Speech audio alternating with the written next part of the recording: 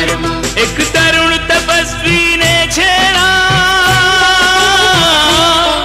एक तरुण तपस्वी ने छेड़ा अभियान अहिंसा का। जनव्यापी हो जगव्यापी हो आह्वान अहिंसा का। यही मुनिवर की कामना, यही गुरुवर की भावना। अहिंसा महाकुंभ से धर्म की हो प्रभावना। यही मुनिवर की कामना, यही गुरुवर की भावना। अहिंसा महाकुंभ से धर्म की हो प्रभावना।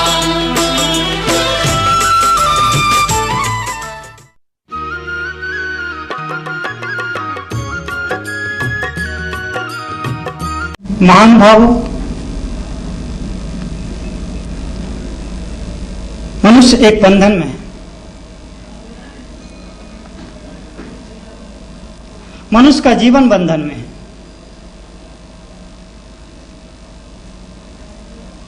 बचपन माता पिता के बंधन में चला जाता है,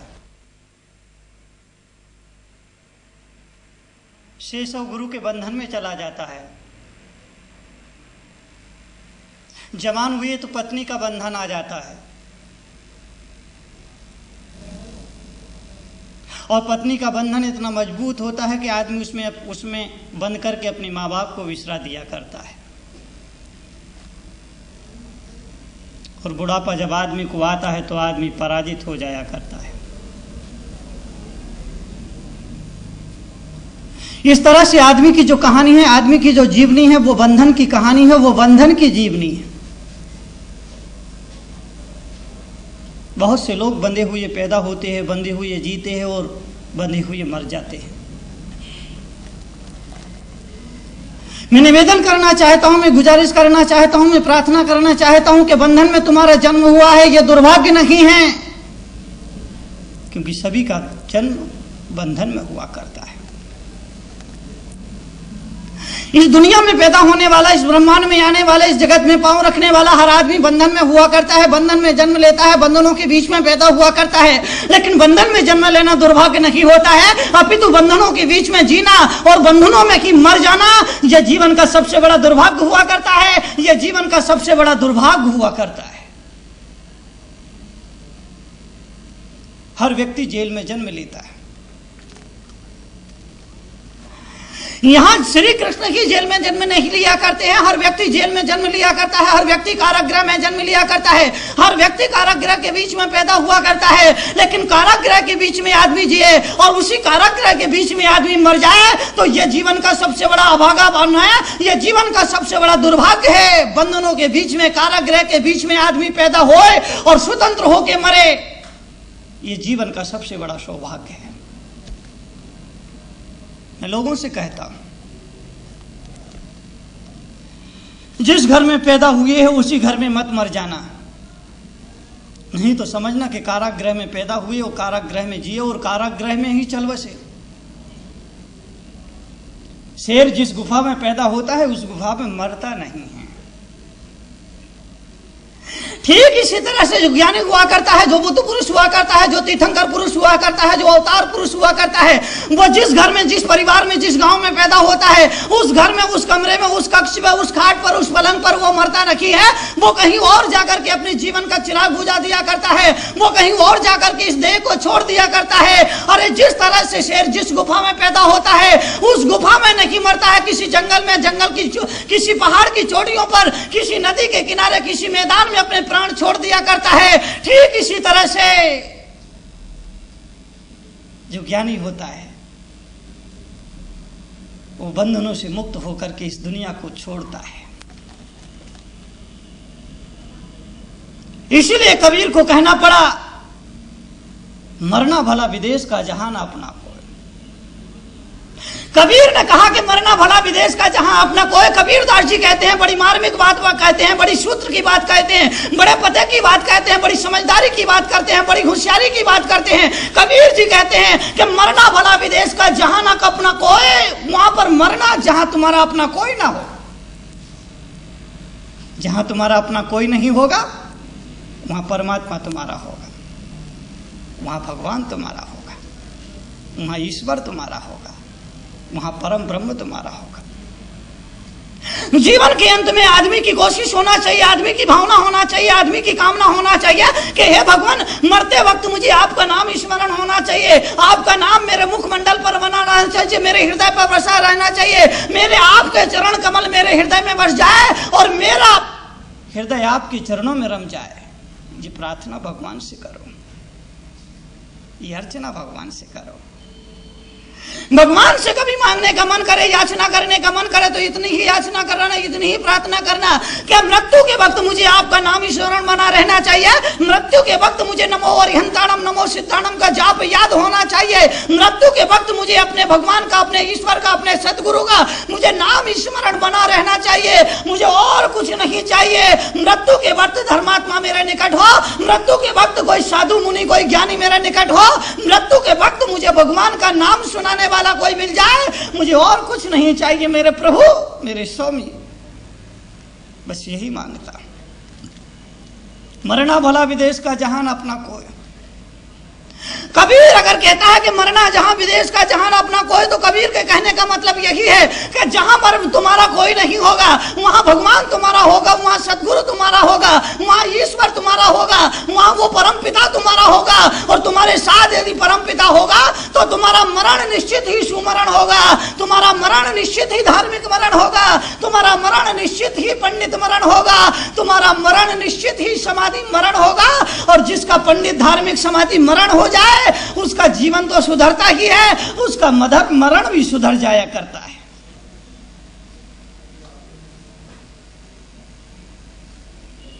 तो बंधनों से ऊपर उठ करके जियो।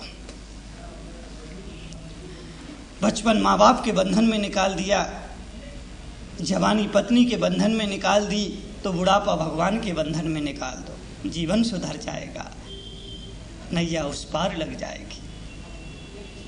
3 फन में से एक फन तो आदमी को धर्म के लिए, प्रभु के लिए, भगवान के लिए, ईश्वर के लिए समर्पित कर देना चाहिए। कुछ ऐसे मूर्ख लोग पैदा हो जाया करते हैं, कुछ ऐसे नासमझ लोग पैदा हो जाया करते हैं, कुछ ऐसे नादान लोग पैदा हो जाया करते हैं जो बचपन भी भोग वासना में निकाल देते हैं। बचपन बालपने में ज्ञान न लायो, तरुण समय तरुणी रत रहो, अर्ध मृतक संबूढ़ा पनो कैसे रूप लखे आप। बचपन तो अबोझ, बालपन अज्ञान में निकल गया, ना समझी और नादानी में निकल गया, मिट्टी के घरौंदे बनाते बनाते निकल गया, जवानी विषय भोगों में निकल गई। अब बुढ़ापा है तुम्हारे पास, उसको पकड़ लो। बचपन पलक झपकते निकल जाया करता है, जवानी भी पलक झपकते निकल जाया करती है, लेकिन बुढ़ापा बहुत धीरे धीरे निकला करता है, बहुत दुखदाई हुआ करता है। अरे जिस तरह से घड़ी में 3 सुइयां हुआ करती है, 1 सेकंड की, 1 मिनट की, 1 कांटे की, 3 सुइयां हैं घड़ी में। जो सबसे बड़ी सुई होती है ना, वो सबसे छोटा काम करती है, सबसे तेज भागती है लेकिन सबसे कम चलती है। जो बड़ी सुई हुआ करती है वो सबसे छोटा काम किया करती है। तो घड़ी में 3 सुइयां हुआ करती है। सेकंड की जो सुई है वो बचपन की है, बचपन सेकंड की भांति बहुत तेजी से भागा करता है। मिनट की जो सुई है वो जवानी की भांति हुआ करती है, जवानी भी बहुत जल्दी जल्दी भागती है। और घंटे के कांटे को देखना, घंटे की सुई को देखना, न भागता हुआ दिखेगा न चलता हुआ दिखेगा, इसके बावजूद भी वो भाग रहा है, इसके बावजूद वो चल रहा है। आदमी की मौत कभी आती हुई नहीं दिखती है, आदमी की मौत कभी जाती हुई नहीं दिखती है, आदमी को अपनी आती हुई मौत दिखाई नहीं देती है, लेकिन यह तय है आदमी की मौत आ रही है और आदमी की मौत की तरफ जा रहा है। हर पल मृत्यु तुम्हारी तरफ बढ़ रही है और हर पल तुम मृत्यु की तरफ बढ़ रहे हो।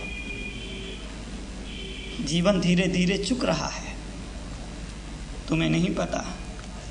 तुम्हें पता भी कैसे चलेगा, क्योंकि तुम्हें किसी ज्ञानी का सानिध्य ही नहीं मिला।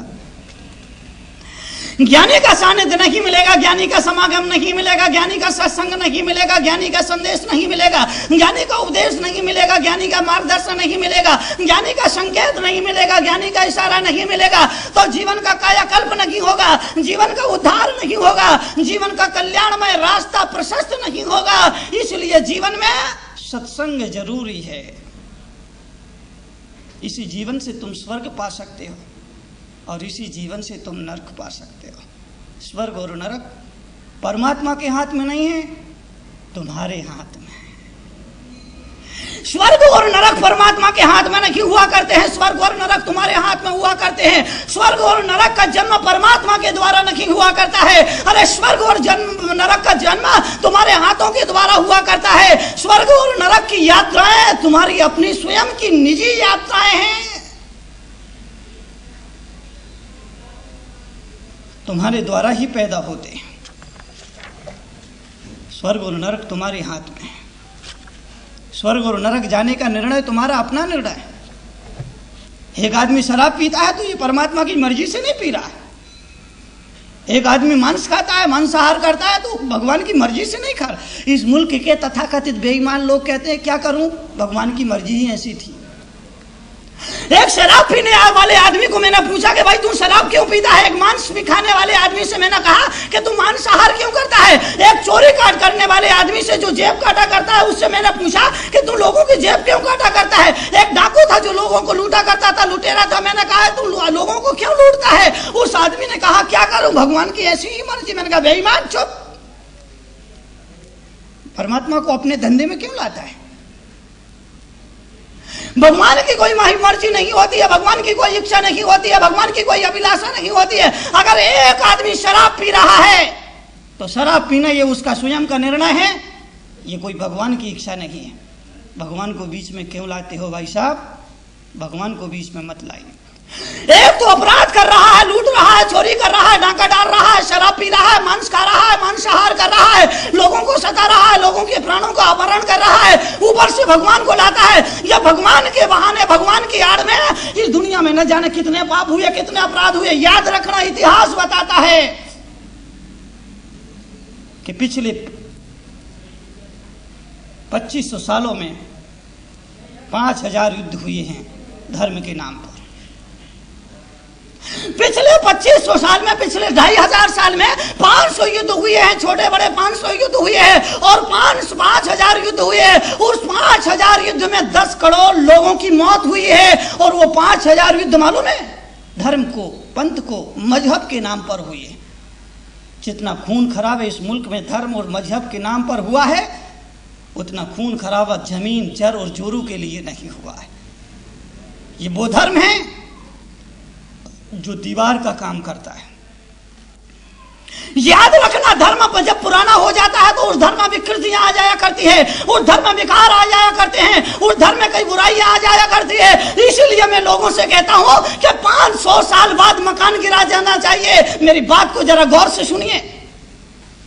100 साल बाद मकान गिरा देना चाहिए, 500 साल के बाद मंदिर गिरा देना चाहिए और 1000 साल के बाद धर्म मिटा देना चाहिए। क्योंकि 1000 साल के बाद, 1000 साल के बाद लंबे अंतराल गुजर जाने के बाद उस धर्म में कई विकृतियां आ जाया करती है, उस धर्म में कई बुराइयां आ जाया करती है, उस धर्म में कई विकार आ जाया करते हैं, उस धर्म में कई कचरा, कूड़ा करकट इकट्ठा हो जाया करता है। इसलिए 100 वर्ष के बाद मकान गिरा देना चाहिए, 500 साल के बाद मंदिर गिरा देना चाहिए और 1000 साल के बाद धर्म मिटा देना चाहिए या उस धर्म का परिष्कृत कर देना चाहिए, उस धर्म का शुद्धिकरण होना चाहिए। आज सभी धर्मों में कूड़ा करकट्टा इकट्ठा हो गया है। एक आदमी ने मुझसे पूछा, मुनीश्वरी आप ये बताइए कि दुनिया का सर्वश्रेष्ठ धर्म कौन सा है, सबसे अच्छा धर्म कौन सा है। यही बात भगवान महावीर से किसी ने पूछी थी। 24वें तीर्थंकर जैन धर्म के मूल संस्थापक भगवान ऋषभदेव और भगवान महावीर से जब यह प्रश्न पूछा गया कि दुनिया का सर्वश्रेष्ठ धर्म कौन सा है, दुनिया का सर्वोत्तम धर्म कौन सा है, दुनिया से सबसे अच्छा धर्म कौन सा है, तो भगवान महावीर ने राजागिरी की 5 पहाड़ियों पर बैठ करके जनता जनार्दन के नाम जो संदेश दिया था, उस संदेश में कहा था कि दुनिया का सर्वश्रेष्ठ धर्म धम्मो मंगल मुद्दिठम अहिंसा संयमो तपो। अहिंसा, तप और संयम ये दुनिया के सर्वश्रेष्ठ धर्म है। उन्होंने ये नहीं कहा कि जैन धर्म सबसे अच्छा है। महावीर ने यह नहीं कहा कि हिंदू धर्म सबसे अच्छा है।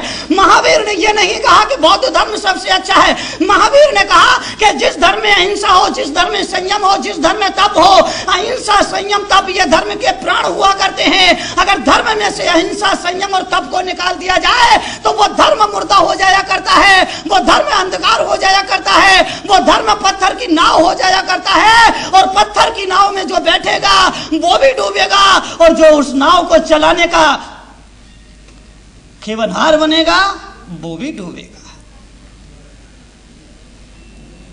मुझसे पूछा लोगों ने, दुनिया का सबसे अच्छा धर्म कौन सा है? मैंने कहा धर्म सभी अच्छे हैं, लेकिन उनके अनुयायी अच्छे नहीं हैं।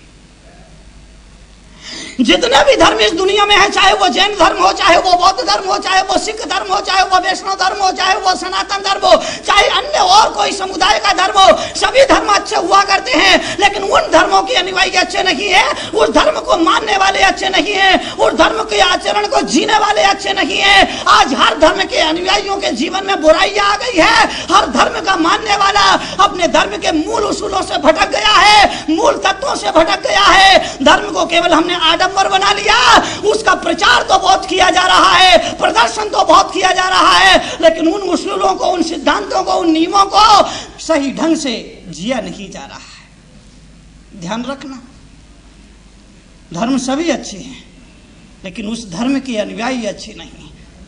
अगर किसी धर्म में विकृति है, विकार है, दोष है, बुराई है, तो उस धर्म की वजह से नहीं है, उस धर्म के तथाकथित धर्मात्माओं की वजह से है। सभी धर्मों में आज कूड़ा करकट इकट्ठा हो गया है। उस कूड़ा करकट को जलाने की जरूरत है, उस कूड़ा करकट को नष्ट करने की जरूरत है। और इसीलिए मैं अपने प्रवचनों में अक्सर करता हूं कि धर्म में आग लगा दो। मेरी बातें तुम्हें जरा तीखी लगेंगी, मेरी बातें तुम्हें जरा तेज लगेंगी, मेरी बातों को सुनकर तुम कहोगे ये कैसा मुनि है जो कह रहा कि धर्म को आग लगा दो। पता नहीं कहां जाएंगे हम धर्म को आग लगाने के बाद, किस नरक में जाकर के सड़ेंगे। मेरे अभिप्राय को समझना।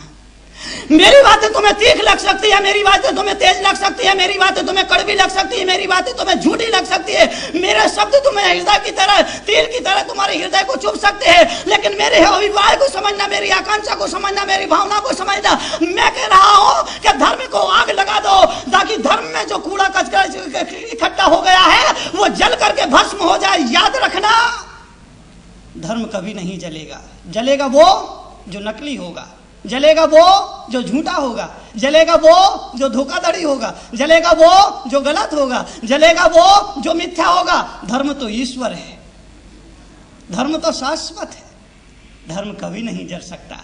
अरे धर्म अगर आग में चला जाए तो धर्म जलता नहीं है, अपितु आग ही जल बन जाया करता है, अपितु आग ही जल जाया करती है, धर्म कभी नहीं जलता। इसलिए धर्म में आग लगाने के लिए अगर मैं कह रहा हूं तो मेरा अभिप्राय यह है कि धर्म में जो बुराइयां आ गई है, धर्म में जो टूटियां आ गई है, धर्म में जो विकार और विकृतियां आ गई है, वो विकृतियां जल जाना चाहिए, वो बुराइयां जल करके भस्म हो जाना चाहिए, ताकि धर्म की नई आभा प्रकट हो जाए, ताकि धर्म का नया स्वरूप प्रकट हो जाए। और जब धर्म अपनी नई आभा को लेकर के प्रकट होगा, वो धर्म मानव के लिए कल्याणकारी होगा, वो धर्म समाज के लिए कल्याणकारी होगा, वो धर्म सृष्टि के लिए मंगलकारी हुआ करेगा।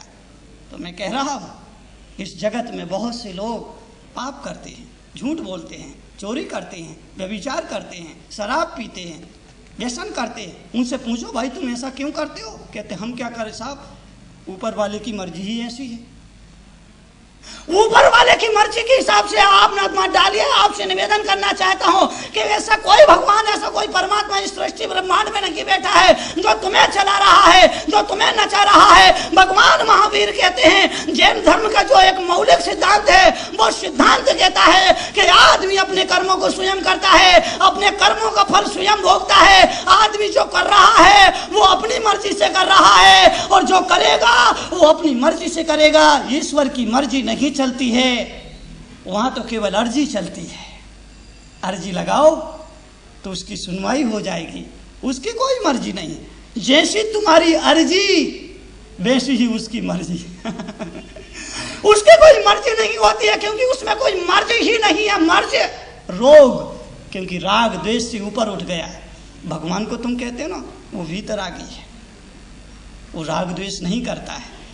अगर वो राग द्वेष करने लगे तो फिर हम में और उसमें क्या फर्क रहा। इसलिए मैं लोगों से कहता हूं कि भगवान को बीच में मत लाना, परमात्मा को बीच में मत लाना, ईश्वर को बीच में मत लाना। अगर ईश्वर को बीच में लाओगे तो पाप बढ़ जाएंगे। आज दुनिया में धर्म के नाम पर पशुओं की बलि दी जाती है, किसी देवी के नाम पर देवी के सामने किसी जानवर को हलाल कर दिया जाता है, किसी जानवर की गर्दन काट दी जाती है। लोगों से पूछा गया क्यों, बोले माँ के लिए बलि दे रहे। नो, ऐसी कोई माँ नहीं है जो किसी के प्राणों की प्यासी हो जाए। ऐसी कोई देवी नहीं है जो किसी के खून के प्यासी हो। अगर माँ है तो वो माँ अपने बेटे की प्राण कैसे मांगेगी। कोई माँ अपने बेटे के प्राण नहीं लिया करती है। अरे माँ तो बेटे को प्राण दिया करती है, माँ तो बेटे के प्राणों का पालन किया करती है, माँ तो जीवन का संरक्षण बन करके आया करती है। लेकिन जो लोग देवी के नाम पर बलि देते हैं, जानवरों की कुर्बानी दिया करते हैं, जानवरों का बलिदान किया करते हैं, वो धर्म की आड़ में किया करते हैं, देवी की आड़ में किया करते हैं। याद रखना, वो देवी की उपासना नहीं करते हैं, अपितु देवी के आड़ में अपने स्वार्थों की पूर्ति किया करते हैं, अपने गोरख धंधे चलाया करते हैं, अपने स्वाद के लिए और अपने स्वार्थ के लिए धर्म को बदनाम किया करते हैं, देवी को बदनाम किया करते हैं, किसी देवता को बदनाम किया करते हैं। धर्म के नाम पर किसी जीवों की बलि देना, उनकी हत्या करना, ये धर्म नहीं सिखाता है, ये धर्म नहीं है। मान्यवर, आपसे निवेदन करना चाहता, मैं कह रहा हूं स्वर्ग और नरक तुम्हारी स्वयं की यात्रा है। स्वर्ग और नरक तुम्हारे स्वयं के निर्णय हैं। नरक जाओगे तो अपने निर्णय से जाओगे, स्वर्ग जाओगे तो अपने निर्णय से जाओगे। इसलिए मैं कहता हूं, कोई व्यक्ति सड़क पर पाप करता है, सड़क पर बलात्कार करता है, सड़क पर स्मगलिंग करता है, व्यापार में स्मगलिंग करता है, चोरी करता है, रिश्वतखोरी करता है, धोखाधड़ी करता है, मिलावट करता है, तो याद रखना, अगर किसी आदमी ने चोरी करके, डाका डाल करके, लूट करके, किसी की हत्या करके, अगर किसी की स्मगलिंग करके, तस्करी करके अगर 1000 रुपए कमाए और 1000 रुपए कमा करके अगर 100 रुपए मंदिर में चढ़ा देता है, 100 रुपए भगवान को चढ़ा देता है, तो भगवान उस 100 रुपए से प्रसन्न होने वाला नहीं है, ईश्वर उस 100 रुपए से खुश होने वाला नहीं है। और अगर कोई ईश्वर उस बेईमानी से कमाए हुए धन को पाकर के, अगर उस बेईमानी, अनीति और अन्याय से कमाए हुए धन से अगर कोई ईश्वर, कोई परमात्मा खुश हो जाता है, तो मेरी आत्मा उस परमात्मा को मानने के लिए तैयार नहीं है, मेरी आत्मा उस परमात्मा को स्वीकार करने के लिए राजी नहीं है। मैं ऐसे परमात्मा को स्वीकार नहीं करता जो रिश्वतखोरी करके, स्मगलिंग करके, धोखाधड़ी करके, छल कपट करके, किसी की हत्या करके, किसी को लूट करके वो पाप कमाता है। उस बार वो पाप कमाता है और 1000 रुपए कमा के 100 रुपए मंदिर में चढ़ा देता है, और उस मंदिर में चढ़ा करके अगर वो ईश्वर प्रसन्न हो जाया करता है, तो मैं उस परमात्मा को मानने के लिए राजी नहीं हूं, मैं उस परमात्मा को स्वीकार करने के लिए राजी नहीं हूं। याद रखना, परमात्मा तुम्हें तो माफ कर सकता है, लेकिन तुम्हारे पापों को माफ नहीं कर सकता। परमात्मा तुम्हें माफ कर देगा, तुम्हारे पापों को माफ नहीं करेगा। तो स्वर्ग और नरक तुम्हारा स्वयं का निर्णय है।